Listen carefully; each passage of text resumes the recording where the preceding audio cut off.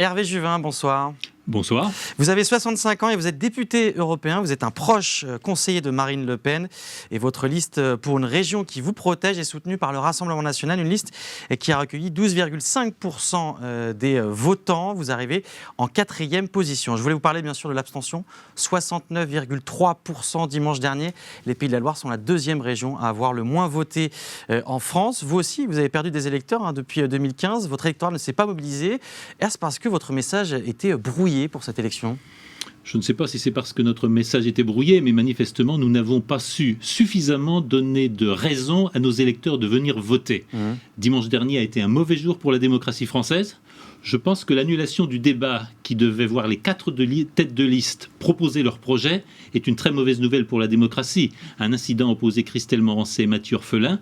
Les uns et les autres se sont laissés emporter par leur passion, par leur émotion. Je ne suis pas sûr que ça les qualifie pour être président de la région des Pays de la Loire. Ça compte. Je souhaiterais que nous ayons un affrontement de projets.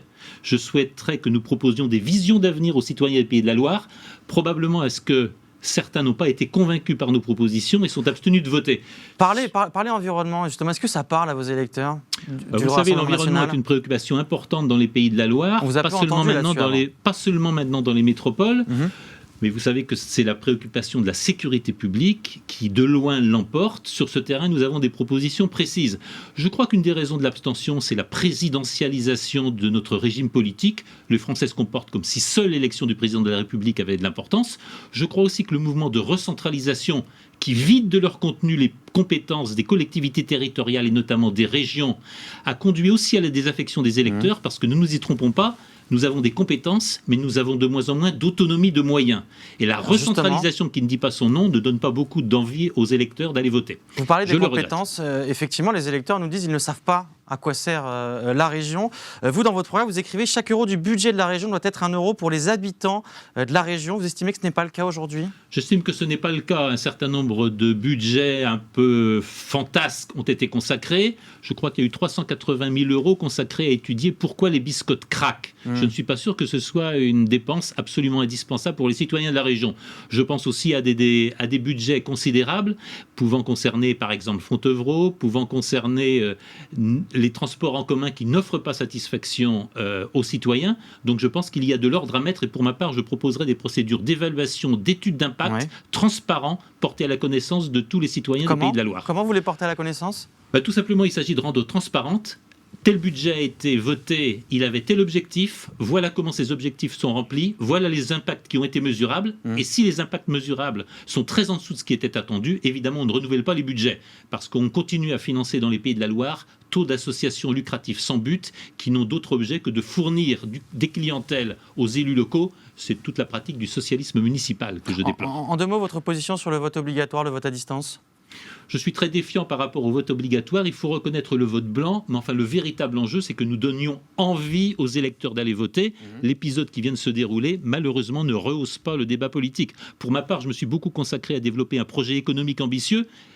Enfin, rendez-vous compte, je souhaite qu'un citoyen sur 2 des Pays de la Loire devienne directement associé d'une entreprise des Pays de la Loire.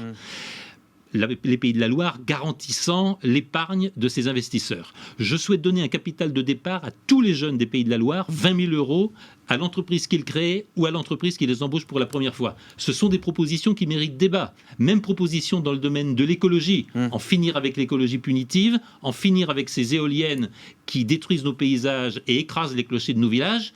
Un moratoire sur les éoliennes, un pass mobilité pour tous les automobilistes qui risquent d'être exclus des villes. Je voulais revenir justement sur les jeunes, vous en parliez, c'est une tranche d'âge, en tout cas les 18-24 ans, qui s'est beaucoup abstenue, 87% d'abstentionnistes, une tranche d'âge qui a beaucoup souffert pendant la crise. On a vu des images, notamment de distribution de sacs solidaires, de sacs alimentaires.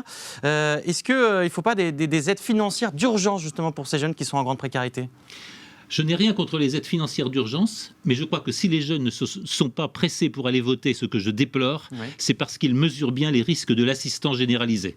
Dans ce que j'entends dans les propos de mes concurrents, notamment socialistes, notamment Mathieu Orphelin, c'est l'assistanat généralisé pour tous, ce sont des gratuités pour tous. Les jeunes savent bien que ça ne marche pas comme ça parce qu'il y a toujours quelqu'un qui paye. Il n'y a jamais rien de gratuit. Ce que je propose, c'est de faciliter l'accès à l'entreprise, de faciliter l'accès à l'emploi, l'apprentissage. Je pense que c'est les tutorats que vous proposez notamment. Ce sont notamment les tutorats que je propose, que des retraités de différents métiers puissent apporter leur savoir aux jeunes, mais aussi que des étudiants soient rémunérés pour aider les lycéens en décrochage.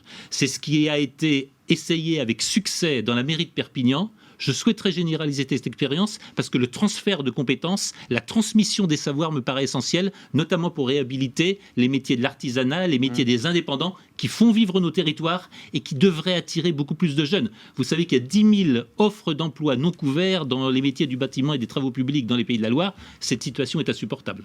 Merci beaucoup Hervé Juvin d'avoir été avec nous ce soir. Je rappelle, candidat soutenu par le Rassemblement national. Les résultats du second tour, ce sera dimanche, bien sûr, des soirées électorales à suivre sur l'ensemble des télévisions locales de la région Pays de la Loire.